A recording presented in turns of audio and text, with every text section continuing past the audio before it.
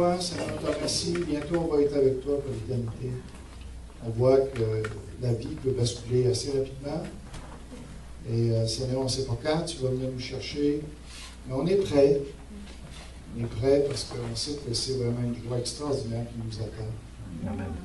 Et puis, en attendant, ben, Seigneur, on a beaucoup de choses encore à faire et à apprendre dans ce monde. Et Seigneur, je te prie que tu nous aides. Donc, tu te manifestes ce matin, que tu t'adresses à chacun de nous, personnellement, aussi au Québec, Seigneur. Il y a une œuvre à faire dans le cœur des Québécois. Et Seigneur, il y a encore beaucoup de gens qui ne sont pas sauvés. Je te demande de nous utiliser pour aller leur parler, qu'on soit sans peur et qu'on n'ait pas crainte des hommes, mais qu'on soit convaincus, qu'on soit, Seigneur, comme des Don Quichotte qui n'ont peur de rien, qui veulent aller, Seigneur, te représenter partout dans ce monde, puis parmi les Québécois. Sur la Côte-Nord, on te demande qu'il y a vraiment un travail extraordinaire qui se fasse, Seigneur. On te demande d'attirer les cœurs à toi. On sait qu'ils se détournent de toi de plus en plus, mais Seigneur, tu as la puissance de vraiment les attirer à toi et leur parler. Donc, c'est ce qu'on te demande ce matin. Je prie vraiment qu'il y ait un réveil parmi le Québec, dans le Québec, Seigneur, que tu suscites une armée de gens sauvés qui vont parler de toi et qui vont louer ton nom, Seigneur. Ce matin, on veut te dire qu'on t'aime, on veut vivre pour toi, on veut te connaître. On veut ne plus dépendre des circonstances de nos vies. On ne veut plus avoir peur de la maladie, des épreuves, des handicaps, des pertes financières, Seigneur. On ne veut plus ces choses-là. On veut vivre pour toi, puis on veut avoir une pleine confiance en toi, Seigneur, que tu es le maître de tout. Fait que viens bénir ce message ce matin, viens t'adresser à chacun de nous et fais-nous du bien parce qu'on va entendre, Seigneur. Communique-nous la vérité, ouvre nos yeux pour qu'on vraiment ça devienne une image vivante de ce qu'on va entendre ce matin. Dans le nom de Jésus-Christ. Alors, vous avez eu le thème de mon message. Et donc, on veut regarder Apocalypse 5. Ce matin, on veut aller plus loin. Et c'est un message dans le but de nous exhorter. Je vous ai un peu mis dans le contexte théologique du livre il y a 2 semaines passées. Maintenant, on voit des choses qui sont plus pratiques et qui vont nous toucher davantage, personnellement. Alors, notre monde veut des changements. On est en période d'élection et je ne sais pas s'il y a encore des gens qui croient énormément à ce que les gouvernements peuvent faire, la capacité qu'ils ont de changer le monde. Et puis, en tout cas, quand on regarde la réaction quand ils sont victorieux, voir comment la joie qui est manifestée, on s'imagine qu'il y en a encore qui croient vraiment qu'un gouvernement, ça peut faire une énorme différence. Alors, c'est correct, c'est bien. Il y en a d'autres qui, pour un monde meilleur, mettent leur espoir ils font avancer cette cause-là, qui est la journée de la tolérance, ou c'est la tolérance. Il y en a qui croient que la solution pour avoir un monde meilleur, c'est vraiment de sortir la moralité de notre monde. Okay? Et évidemment, ils ne sont pas capables de tout sortir. Ils ne sont pas capables de sortir l'interdiction du meurtre, ou du viol, ou de voler, ou des choses comme ça, le non-respect, et tout ça. Donc, ça ne peut jamais être en absolu. Mais ils veulent sortir de la société, de la religion, parce qu'ils disent, et de plus en plus, c'est un slogan que vous entendez, comme si on avait oublié ce que Napoléon a fait, ce qu'on a oublié ce que Staline a fait, et des gens qui n'étaient pas du tout religieux. Mais on est en train d'essayer de nous faire croire dans la société que la religion, il faut que ça sorte parce que c'est juste une cause de problème, ça, la religion. Ce qui est faux, ce qui est en même temps vrai, parce que c'est vrai que il y a des gens qui utilisent la religion, puis la religion même, dans le cœur de cette religion-là, suscite la guerre. Alors, mais c'est certainement pas l'Évangile. C'est certainement pas ce que Jésus-Christ a mis de l'avant, lui. Donc, alors, nous, on veut tout mettre ça dans le même plat, hein, puis on veut présenter ça. Alors, la tolérance, c'est plus de religion, justement parce que la religion encouragerait l'intolérance. Ce qui peut être vrai, mais ce qui n'est pas toujours vrai, mais on ne veut pas faire ces nuances-là dans notre société. Il y a des gens qui ne sont pas intéressés à faire ces nuances-là. Aussi, on veut enlever de toutes les distinctions. Il y a des choses qui sont bonnes, comme les races, la couleur de la peau. C'est bon qu'il y a de la tolérance dans ce sens-là. Mais aujourd'hui, tolérance veut dire intolérance envers certains qui ont des convictions profondes. Mais, alors, on veut dire, ce qui va faire l'unité dans notre monde, c'est un monde plus tolérant. Mais c'est dans la définition de la tolérance qu'on ne s'entend plus du tout. Et alors, mais il y a des gens qui croient cela. Alors, peut-être que vous avez entendu parler de gens qui veulent faire l'unité de notre monde. Eh bien, avec un nouveau langage qui est mondial, qui s'appelle l'espéranto. Connaissez-vous ça, l'espéranto? Vous commencez à essayer de prendre des cours pour ça, pour l'apprendre. Alors, c'est la nouvelle langue universelle qu'on est en train de développer. OK? Elle est écrite et tout ça. Alors, il y a de plus en plus de conférences qui se donnent pour que les gens, parce que c'est une langue, soi-disant, qui est aculturelle. Ça veut dire que on fait abstraction des cultures de chacun, OK? Une notion de supériorité d'une culture par rapport à une autre, c'est fini. On veut éliminer ça. C'est juste une structure de langage où il n'y a pas d'histoire par rapport à ça, puis qui va amener une nouvelle unité dans le monde. Okay? C'est ce qu'on est en train de mettre de l'avant. Okay? Puis au Québec, dernièrement, cette semaine, il y avait un congrès, justement, au Québec, pour l'espéranto, et ça prend de plus en plus d'ampleur, ce mouvement-là. Okay? C'est, à mon avis, un autre indice que ce mondialisme est en train de se faire, de se cultiver assez rapidement aujourd'hui. Donc, autre chose, là, la nouvelle mode, et c'est cela. Est-ce que vous savez de quoi il s'agit? La cryogénie.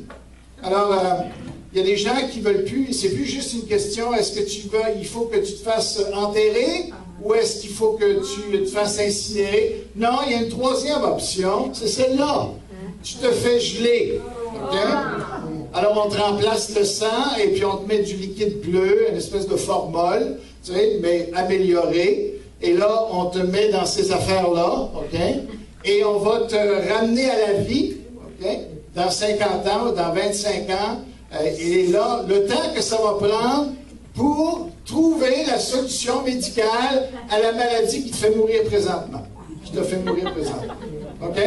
Donc, je ne sais pas si ça vous intéresse, c'est à peu près ça que vous allez ressembler. OK? Alors, mais, n'oubliez pas, il y a des gens qui payent, justement, ça coûte à peu près 25 000 $ pour faire partie de l'organisation pour se faire geler à votre mort. OK? Alors, c'est sérieux. Il y a de plus en plus de gens qui espèrent vraiment dans l'avenir à cause de ça. Alors, l'espoir du monde, aujourd'hui, c'est de faire ça. C'est de jouer dans le code génétique, OK? C'est d'enlever certaines parties malades de ton code génétique, OK? Pour le remplacer avec une autre partie qui vient d'ailleurs et qui, elle, est en santé. Donc, on est là-dedans. Ça, là, c'est le vif de la science aujourd'hui, la manipulation génétique au niveau du code génétique, bien sûr. Alors, on est là-dedans à plein, OK? Et puis, alors, on essaie d'introduire, c'est ce qu'on fait, on introduit des gènes dans la cellule et qui vont venir se reproduire avant même qu'elle se développe, la cellule, on vient lui mettre une cellule avec un certain gène ou un gène, on l'introduit dans la cellule et qui va se multiplier, qui va se développer avec des résultats. Je ne sais pas si ça c'est vrai. Okay? Je ne pense pas que ça c'est vrai. D'accord? Mais ça c'est vrai, par exemple. D'accord? Alors, jusqu'où ils vont être capables d'aller, mais c'est ce qu'ils sont en train de développer. OK? Alors, on est en train de développer ça aussi. Si vous voulez avoir de l'information là-dessus, il faut aller voir M. Ferrero. Lui, il connaît ça. Alors, les fameux OGM, OK? On essaie de modifier les aliments pour avoir autre chose pour nourrir la planète. soi-disant, en tout cas comme motivation, de nourrir la planète.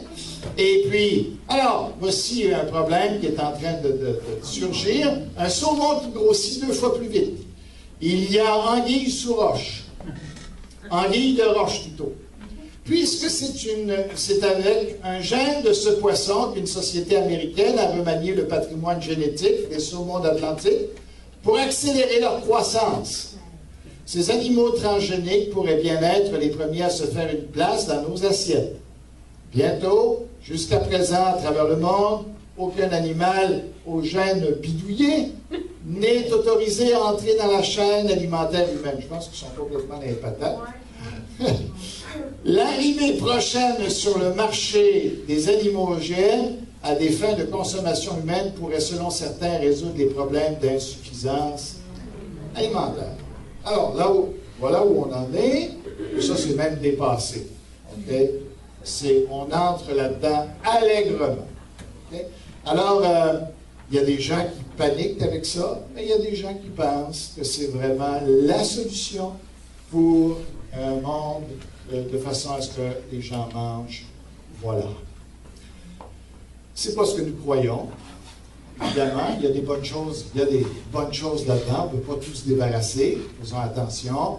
On n'est pas contre la démocratie, on n'est pas contre les gouvernements. Au contraire, on n'est pas contre la recherche, on n'est pas contre la science. On essaie de nous faire passer comme des gens qui ne sont pas scientifiques, des gros bêtas, qui n'encouragent pas ces choses-là. Ce n'est pas vrai. Pour nous, la recherche, la science, c'est même, si Dieu a créé les lois de l'univers, on est d'accord que les gens les explorent et qu'ils font des découvertes, c'est pour le bienfait de l'humanité. Alors, on est d'accord pour ça. On est d'accord aussi à ce qu'il y ait une tolérance entre les cultures, à ce que, justement, Jésus-Christ est venu mourir pour éliminer toutes ces distinctions, hommes, femmes, esclaves, riches, etc., qu'on voit dans la société. Dieu est d'accord avec ça, mais disons, ça prend une tendance avec laquelle on n'est pas nécessairement d'accord, mais tout ça, OK. Alors, bien, on va lire maintenant, nous, notre espérance, elle est où? Elle est dans ce qu'on voit ici, dans ce texte-ci. Chapitre 5. Alors, je prends le temps de bien le lire. Puis je vis dans la main droite de celui qui était assis sur le trône un livre écrit en dedans et en dehors, scellé de 7 sceaux. Et je vis un ange puissant qui criait d'une voix forte, « Qui est digne d'ouvrir le livre et d'en rompre les sceaux? » Et personne, dans le ciel, ni sur la terre, ni sous la terre, ne put ouvrir le livre ni le regarder.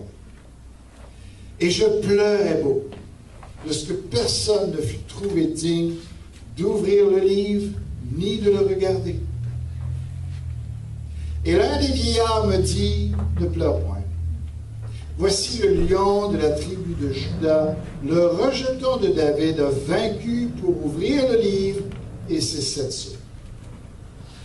Et je vis au milieu du trône et des 4 êtres vivants et au milieu des vieillards, un agneau qui était comme immolé.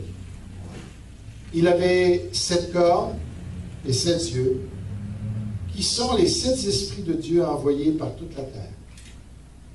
Il vint et il prit le livre de la main droite de celui qui était assis sur le trône. Quand il prit le livre, les 4 êtres vivants et les 24 vieillards se prosternèrent devant l'agneau, tenant chacun une harpe et des coupes d'or remplies de parfums qui sont les prières des saints, et ils chantaient un cantique nouveau, en disant, « Tu es digne de prendre le livre et d'en ouvrir les sceaux, car tu as été immolé. Tu as racheté pour Dieu par ton sang des hommes de toute tribu, de toute langue, de tout peuple et de toute nation. Tu as fait d'eux un royaume et des sacrificateurs pour notre Dieu, et ils régneront sur la terre. Je regardais et j'entendis la voix de beaucoup d'anges autour du trône, des êtres vivants et des vieillards, et leur nombre était des myriades de myriades, et des milliers de milliers.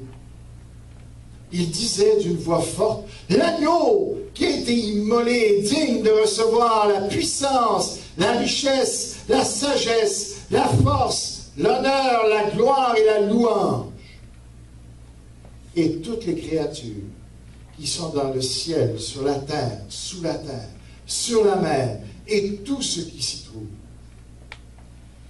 Je les entendis qui disaient à celui qui est assis sur le trône et à l'agneau, soit la louange, l'honneur, la gloire et la force au siècle des siècles. Et les quatre êtres vivants disaient Amen. Et les vieillards se prosternèrent et adorèrent. Tout un tableau. On sent qu'il y a vraiment une solennité dedans. Il y a quelque chose d'extrêmement puissant quand on médite le texte. On essaie de rentrer dedans, qu'on essaie de visualiser un peu la scène qui est en train de se dérouler devant Jean. C'est absolument extraordinaire. Mais pourquoi est-ce que je dis que justement l'avenir de ce monde dépend de l'ouverture d'un rouleau? Si on veut un monde nouveau, ça dépend de l'ouverture de ce rouleau-là. Il y a 4 raisons qui sont données dans ce texte qui nous montrent pourquoi c'est ça l'espoir des nations. Pourquoi c'est ça qui va amener un monde nouveau.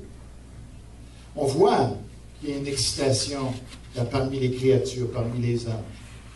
Et on peut s'arrêter et se demander pourquoi est-ce qu'ils sont si excités à l'ouverture d'un rouleau. C'est parce que les autres comprennent ce que ça représente. Qu'est-ce que ça veut dire tout ça? Où ça va nous emmener tout ça? Eux autres voient le dénouement de tout ce qui est ici et ça suscite en eux une excitation extraordinaire. Parce que c'est ce qu'ils ont attendu depuis des siècles et des siècles. Ce que nous attendons nous aussi, mais eux autres le voient beaucoup plus clairement que nous le voyons. Alors, on va essayer de rentrer dans ce texte-là, on va essayer de voir les 4 raisons qui montrent l'importance de ce rouleau. OK? Alors, première des choses, la dignité de celui qui l'offre. Alors, il y a la première raison, c'est justement qui tend le rouleau. Ça, c'est la première raison qui nous montre l'importance du rouleau. Deuxièmement, on va voir par la suite la réaction de Jean qui montre aussi, on va voir qui est digne d'ouvrir le rouleau. Ça montre aussi, il y a une dignité particulière de celui qui peut ouvrir ce rouleau. Ça montre l'importance du rouleau et toute la réaction de toutes les créatures dans l'univers à l'ouverture de ce rouleau-là. Puis, je ne sais pas si vous voyez que c'est un événement absolument spécial. Il s'en vient, je ne sais pas quand, mais ça va être le point tournant de tout ce qui va se produire sur la Terre. C'est l'événement qui va ouvrir une nouvelle dimension, qui va ouvrir une nouvelle période et qui va conduire à des événements uniques sur notre Terre jusqu'à présent. On ne peut pas prendre ce texte-là à la légère parce que s'il y a un événement qui doit se produire, qui va bousculer et bouleverser notre monde, c'est bien celui-ci. On va essayer de le regarder, on va le voir un peu plus tard avec tout le reste du livre de l'Apocalypse. Mais c'est vraiment l'événement du livre de l'Apocalypse. Cet événement-là va déterminer tout le reste. Et on va le regarder, on va d'abord s'interroger sur lui. Celui qui offre ce rouleau-là.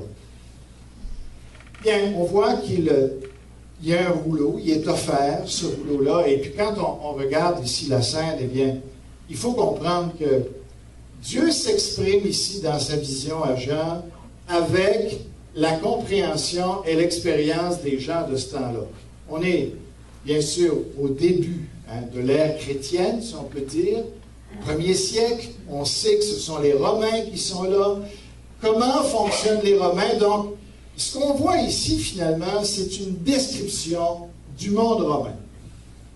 Ici, le rouleau, ce n'est pas un livre. C'est exprimé sous un livre, mais dans la réalité, ce n'est pas un livre. C'est un parchemin qui est roulé. c'est clair. Le fait qu'il soit écrit dedans, dehors, ça rend les choses évidentes. Les sceaux aussi rendent les choses évidentes.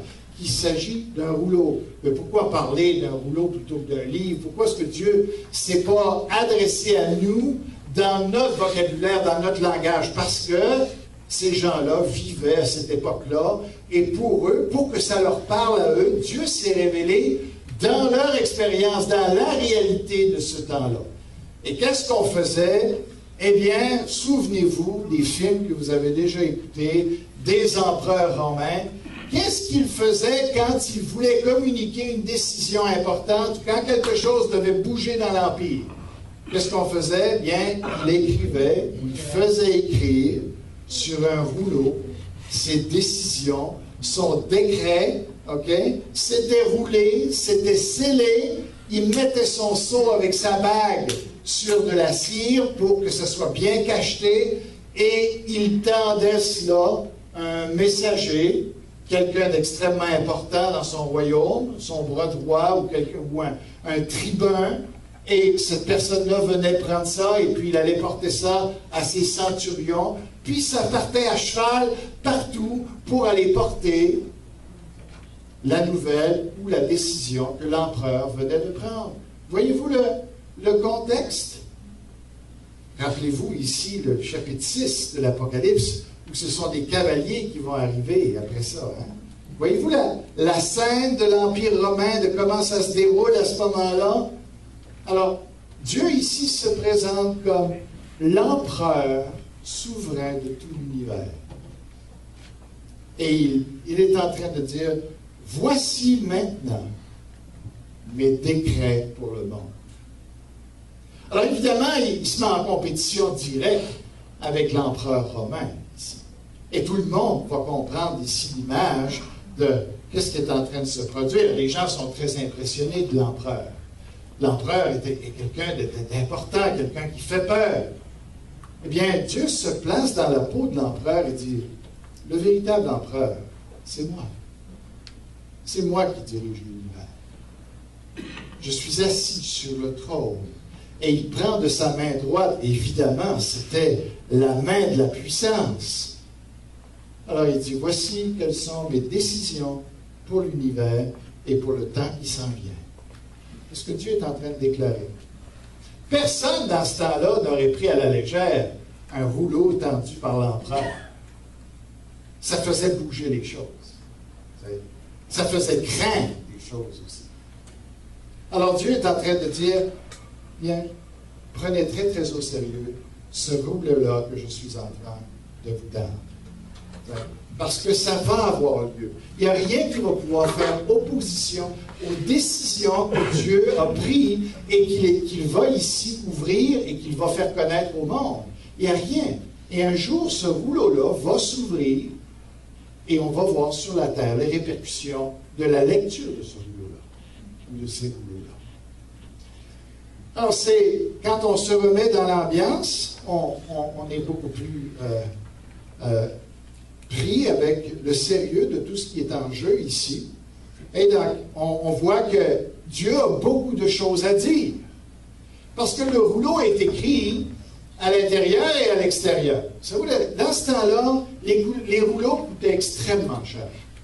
Alors, pour économiser, c'était rare que les gens achetaient un papyrus ou achetaient un manuscrit et qu'ils écrivaient seulement à l'intérieur du manuscrit. Ils cherchaient à maximiser le plus possible l'achat de ce rouleau-là et ils écrivaient aussi à l'extérieur. Donc, ce que ça montre ici, c'est que Dieu a beaucoup de choses maintenant à dire sur ce qui va se dérouler. Mais aussi, ce qu'il est en train de dire, c'est qu'à cette époque-là, eh bien, les testaments et les contrats légaux se faisaient de cette manière-là. C'est qu'il y avait un aspect où, dans ce qui était scellé, ce qui était à l'intérieur, qui était tout le contrat. Avec tous les détails, on écrivait ça à l'intérieur. On scellait la chose, OK, parce que ça, c'était vraiment l'aspect légal, mais sur l'extérieur, on écrivait ce qu'il y avait en résumé dans le contrat, pour que tout le monde puisse le lire. Okay? Alors, ici, c'est présenté. Donc, ce que Dieu est en train de dire ici, c'est que c'est un contrat légal qui ne peut pas être changé, qui va devoir être opéré, qui est en train ici que Dieu fait avec le monde. Et Jean comprend toute cette symbolique-là. Nous, on passe à côté de ça, on lit ça, puis on ne voit pas le sérieux de tout ça. Mais ici, c'est clair, pour un Romain, que quand il dit ça, Dieu a un contrat que tu ne peux pas abolir avec le monde. Et là, on voit les sceaux, ça nous donne une idée. Bien sûr, ce n'est pas un rouleau en tant que tel, mais ça nous donne une idée avec la cire et tout ça, comment on fait ça. Qu'est-ce qu'il y a dans ce rouleau-là? Eh bien, ça nous est décrit. Il y a eu plusieurs personnes qui ont eu des idées de qu'est-ce qu'il y avait bel et bien dans ce rouleau-là. Eh bien, c'est pas compliqué, je pense, parce qu'au chapitre 6, ça nous explique qu'est-ce qu'il y a dans ce rouleau-là, entre autres. Alors, vous voyez, au chapitre 6, verset 1, il dit « Je regardais quand l'agneau ouvrit un des 7 sceaux, et j'entendis l'un des 4 êtres vivants qui disait, comme d'une voix de tonnerre, viens !» Au verset 3, « Quand il ouvrit le second sceau, j'entendis, puis ça se poursuit comme ça. Au verset 9, par exemple, encore, il arrive au 5e sceau, il dit, « Quand il ouvrit le 5e sceau, je vis sous l'autel. » Verset 12, on arrive au 6e, et on doit aller jusqu'à 8.1 pour voir l'ouverture du 7e sceau. Quand il ouvrit le 7e sceau, il eut dans le ciel un silence d'environ une demi-heure. Alors, on voit ces sceaux-là qui sont sur le rouleau, et il semble qu'il y a 7 feuilles dans le rouleau, qui ont chacune leur sceau, et au fur et à mesure qu'un sceau est brisé, on peut lire maintenant ce qu'il y a dans cette feuille-là.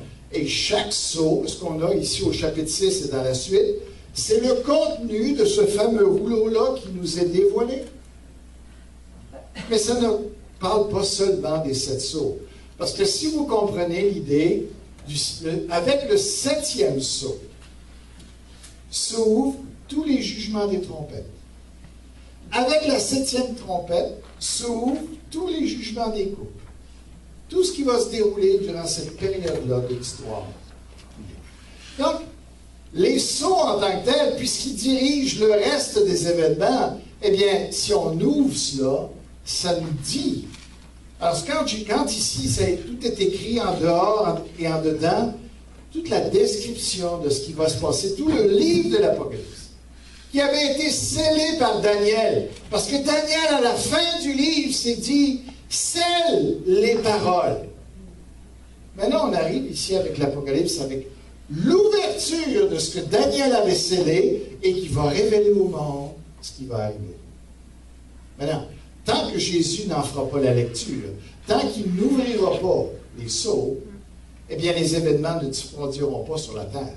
Mais le jour où il va ouvrir les sceaux et qu'en tant que parole, il va lire ce qu'il y a dans les sceaux, les choses immédiatement sur la terre, puisque tout est dirigé par la parole. Il est celui qui a tout créé. Rien de ce qui se fait sans la parole. Le jour où Jésus-Christ va lire ce qui est dans ce rouleau-là, les choses vont changer radicalement sur la terre. Alors, l'idée des 7 sceaux, eh bien, ça représente ceci. Qu'est-ce que ça veut dire? Ça veut dire ceci, exactement. C'est que c'est complètement inviolable. Il n'y a personne qui peut lire cela, mais pas simplement parce que, dans le sens que c'est cacheté et que Dieu ne voulait pas qu'on lise. Non, l'idée première là-dedans, c'est il n'y a rien qui doit être changé dans le texte. Pourquoi on scellait les choses, c'était pour protéger l'intégralité du message. Quand un empereur, pour ça que n'importe qui, n'importe quel dignitaire, quand on scellait, c'était pour être sûr que personne n'avait fouillé dans le texte, personne n'avait modifié quoi que ce soit dans le texte. Et ici, Dieu nous dit, c'est scellé de 7 sceaux, pas juste d'un, pour nous montrer que c'est absolument inviolable. Et il n'y a personne qui va pouvoir changer quoi que ce soit au décret de Dieu. Ça va se produire exactement que les hommes contestent, que les hommes nous disent on ne croit pas en Dieu, c'est de la foutaise, la religion, c'est une nuisance. Eh Eh bien, ce verset-là dit, vous avez beau dire ce que vous voudrez, mais voilà ce qui va se passer. Alors, qu'est-ce qu'on attend? Eh bien, ce rouleau-là nous parle d'un monde nouveau pour nous. On va regarder maintenant la deuxième raison qui montre que ce rouleau-là, pourquoi ce rouleau-là est si important. L'ouverture de ce rouleau est si importante. À cause de la tristesse de Jean.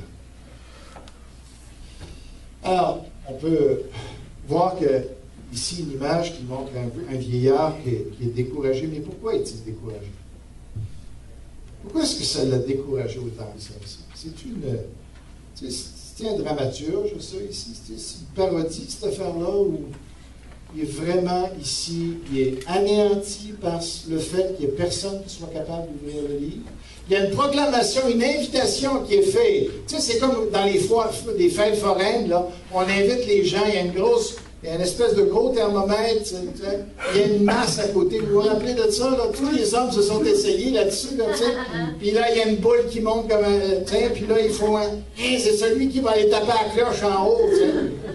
Tu sais, puis là, quand les gros qui s'emmènent, bang, ça va. Il n'y a jamais personne qui l'atteint. C'est exactement l'histoire ici. Il invite, venez, y a-t-il quelqu'un qui peut l'ouvrir, ce livre-là? Personne même ose se présenter. Et Jean est anéanti par le fait qu'il voit qu'il n'y a personne qui peut ouvrir le livre. Pour lui, ça veut dire énormément de choses. Pourquoi? Il a compris que la laideur du monde. Et ce qu'il voit, c'est qu'il dit, si le livre ne s'ouvre pas, si le rouleau ne s'ouvre pas, la laideur de ce monde va continuer. Lui, il n'est pas l'apôtre, il n'est pas Jésus. Mais il a connu assez de choses, il a vu assez de choses dans ce monde. Il a vu le cœur de l'homme. Il est présentement persécuté parce qu'il a annoncé simplement l'amour de Dieu. Et il est exilé, il doit souffrir, il doit, à son âge, pelleter du sel, des choses comme ça, parce qu'il doit parler de l'amour de Dieu. Lui, il connaît le cœur de l'homme, la méchanceté qu'il y a dans le monde. Nous en connaissons une partie aussi. Et quand Jean voit que le rouleau ne va pas s'ouvrir, ça veut dire que pour lui, la laideur de ce monde va continuer. Il n'y a rien qui va pouvoir changer. Il n'y a pas un gouvernement qui va être capable de changer le cœur de l'homme. Ils auront beau faire les changements qu'ils voudront, ça fait des millénaires qu'ils essayent de changer la société et ils n'y arrivent pas tout simplement. Puis on continue à nous faire croire que la science va être capable de nous amener un monde nouveau. La science a des bonnes choses, mais elle n'amènera jamais un monde nouveau. Parce qu'un monde nouveau demande un cœur nouveau.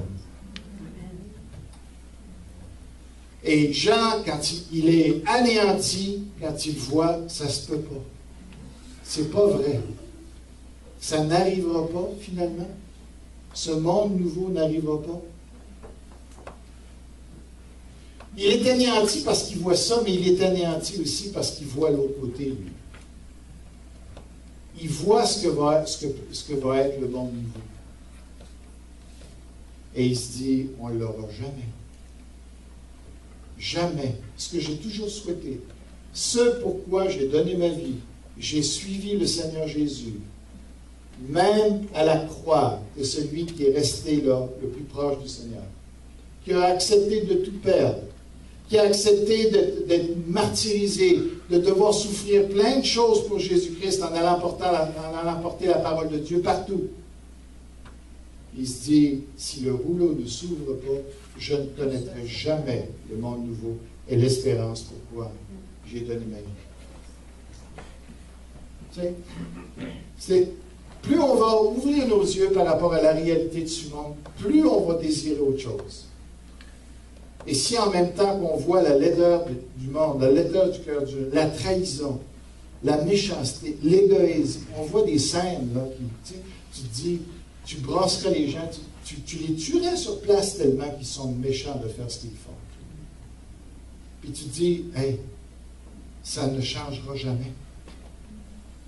Puis en même temps, tout ce qu'on a espéré dans notre cœur, tout ce qui a animé notre jeunesse, de profiter de la vie, de voir des belles choses, d'accomplir des choses qui sont importantes. On a tous rêvé comme jeunes de transformer le monde, d'amener un monde meilleur. Puis de réaliser que finalement, on ne pourra jamais rien améliorer. Pourquoi il y a tant de gens qui se suicident? Ici, Jean est là, où il se dit, c'est pas vrai, c'est pas vrai, l'histoire ne va pas finir comme ça. Alors, c'est le désespoir pour lui. Et ça serait le désespoir si le livre n'est pas ouvert, si le rouleau ne s'ouvre pas, s'il n'y a pas quelqu'un capable de l'ouvrir, c'est le désespoir. Et on sera les gens les plus malheureux de l'histoire. Si ça n'arrive pas, on sera vraiment les gens les plus malheureux. Maintenant, Jean se sent ici comme quelqu'un qui est réellement, qui est détaché dans l'espace, qui vient de se faire couper son corps, qui le rattache à son appareil spatial, et il sait que maintenant, c'est fini. Il va se promener comme ça, il va être errant pour l'éternité. Bien, ça ne va pas être ça. Heureusement, ça ne sera pas ça. Et c'est pour ça que quand l'ange est arrivé à côté de lui après ça, il voyait le désespoir.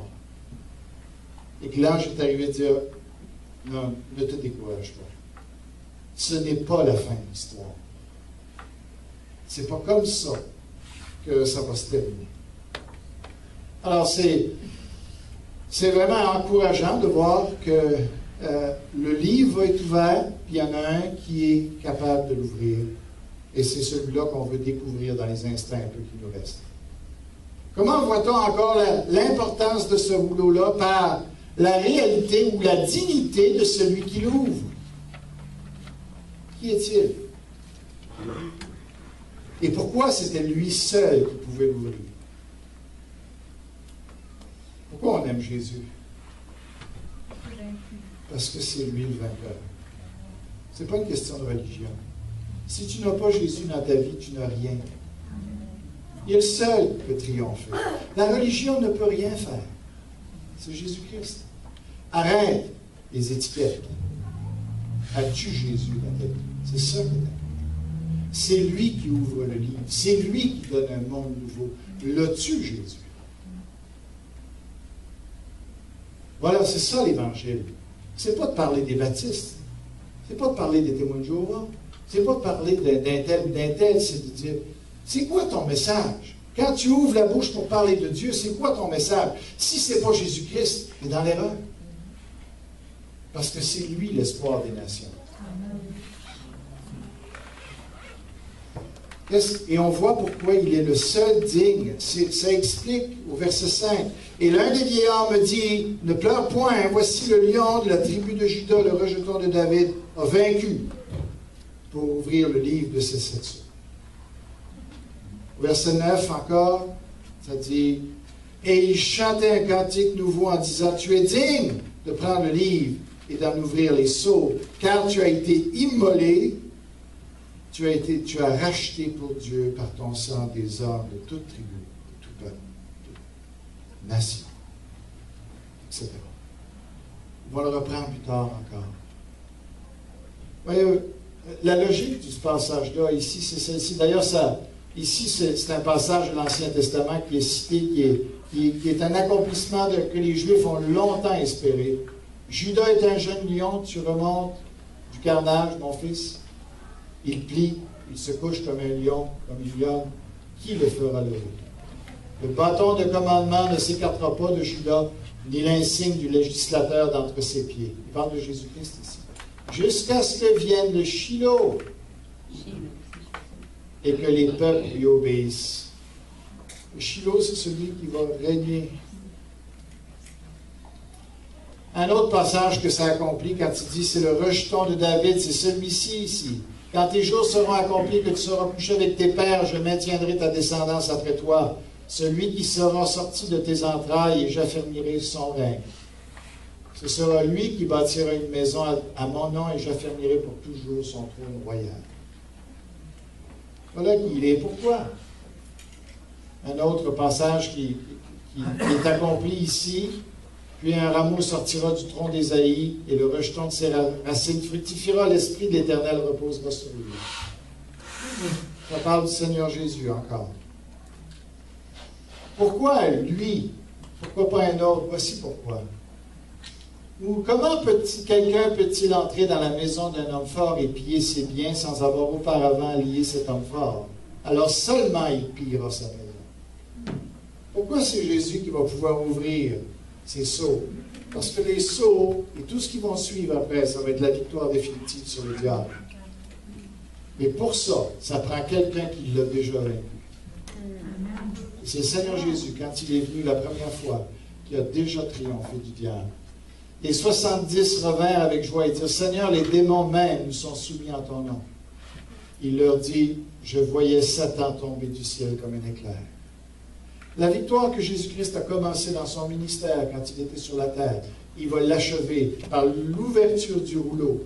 Et il est le seul digne d'accomplir cette victoire-là. Jésus a dit, le prince de ce monde est jugé. Il est condamné.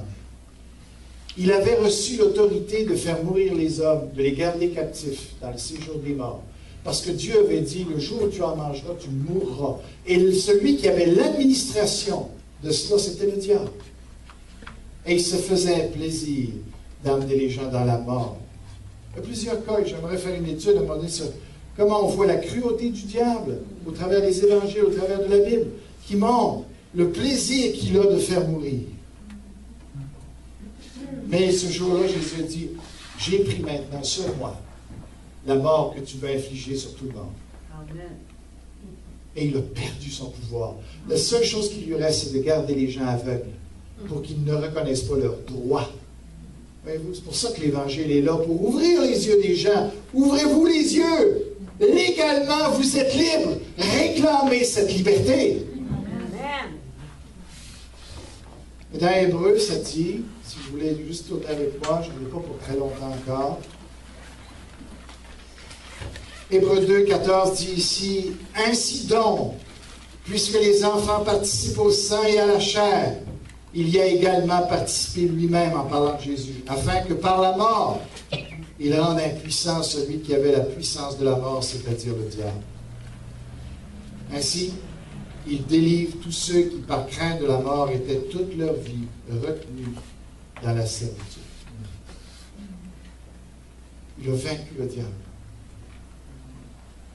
Même la mort ne sera pas celle que le diable avait le pouvoir de donner. Même la nôtre. Elle ne se passera pas comme le diable aurait souhaité qu'elle se passe.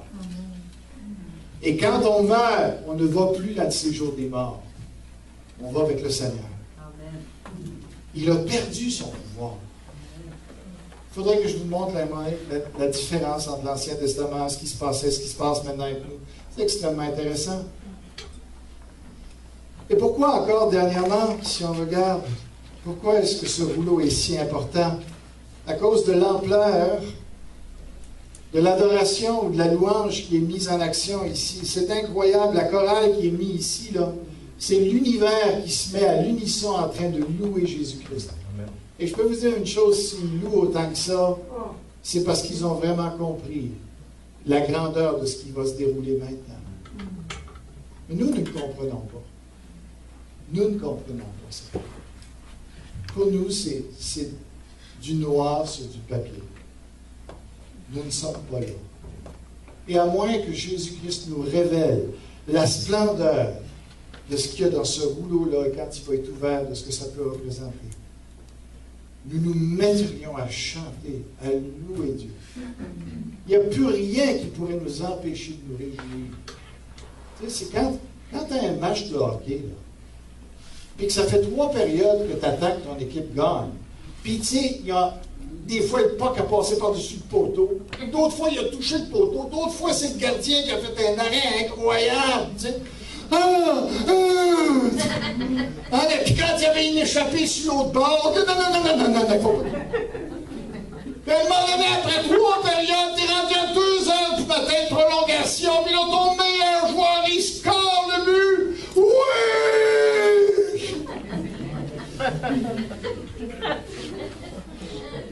change quoi dans ta vie? Ça change quoi dans ta vie? Mais eux autres, quand le rouleau va être ouvert, ça va changer quoi dans leur vie? Savez-vous que les anges soupirent à faire autre chose que de lutter contre le diable pour nous protéger? Ils n'ont pas la vie qu'ils devraient avoir. Ils ont hâte que nous prenions notre place dans le royaume de Dieu pour qu'enfin ils puissent se reposer et jouer le rôle qu'ils auraient dû jouer pourtant. Et là, ici, vous voyez ça, c'est ce qui est en train de se produire ici, là, c'est d'abord les chérubins qui louent Dieu, ensuite les séraphins, ensuite tous les anges, et ensuite toutes les créatures sur la terre, la mer. Ici, là, ça part de ceux qui sont les plus dignes, les plus puissants des anges. Et la louange, eux autres montrent la route. Ils prennent les harpes et disent, c'est le temps de louer Dieu, le cantique nouveau. La délivrance approche. C'est extraordinaire. Que Dieu nous aide à réaliser que c'est vrai tout ça. Que nous puissions entrer dans ce texte-là, voir la scène, voir ce que ça représente. On a besoin d'un esprit de révélation pour comprendre ce qui est à nous.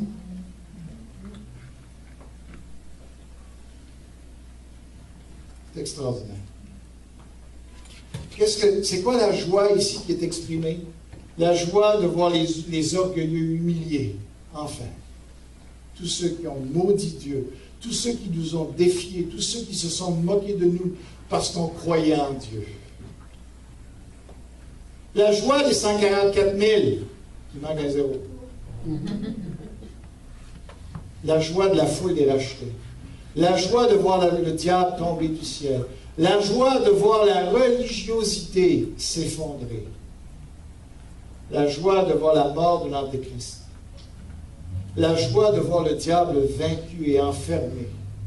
La joie de voir le millénium. La joie du jugement dernier où chacun va recevoir ce qui lui est dû. La joie de la nouvelle terre et des nouveaux cieux. Amen. C'est ça qu'ils ont vu. Ils ont vu et ils régneront sur la terre. Il y a deux rôles ici qui nous sont donnés qui sont extraordinaires. D'abord, régner, ça veut dire qu'on prend ce que Dieu va nous dire de faire et on va l'appliquer sur les nations. Puis on va être sacrificateur. Ça veut dire que tout ce que les gens vont avoir comme besoin, on va devoir se charger, puis on va aller voir le Seigneur Jésus avec ça, puis on va lui dire, voici les besoins de la planète. Et on va jouer ce double rôle-là. Ça vous intéresse pas? Plutôt que d'être secrétaire d'un président, est-ce que c'est pas plus intéressant d'être l'intermédiaire entre Dieu et les hommes? Ça va être notre rôle.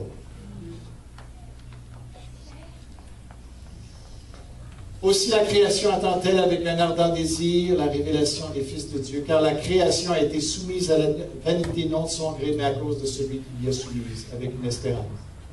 Cette même création sera libérée de la servitude de la corruption, pour avoir part à la liberté glorieuse des enfants. Vous voyez ce qui va arriver? Notre monde va être complètement changé. Les arbres, ils ont la tordeuse, il n'y en aura plus de tordeuse. Il n'y aura plus de maladie au niveau de la nature. Le ver de la nature, vous n'avez jamais vu un ver comme ça. La nature va être complètement régénérée. Les fleurs, vous voulez voir des villes pleines de fleurs qui sentent bon? Ce serait extraordinaire de sortir juste ce matin, là, de sortir puis de sentir le lilas à plein nez, le muguet à plein nez, puis de voir toutes ces belles couleurs-là, au lieu de voir des fleurs fanées qui s'en viennent avec l'hiver. Est-ce que ça ne serait pas déjà intéressant, un monde comme celui-là? Mais c'est rien à comparer de tout ce qu'il représente. Plus de moustiques. Il y aura des moustiques. Plus de bébites qui nous agressent, c'est ça qui est le point.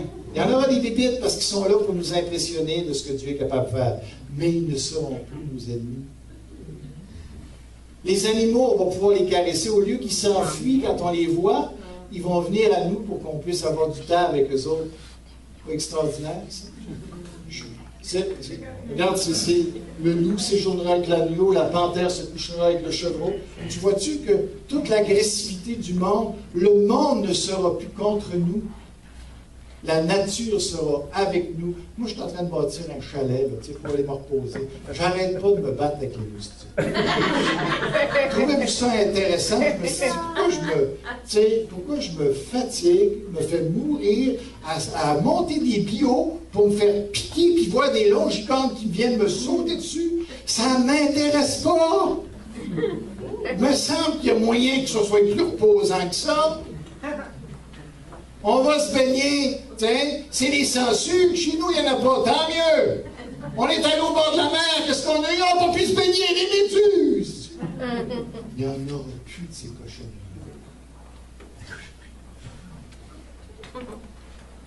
Les créatures vont faire un avec nous pour notre plaisir, notre joie.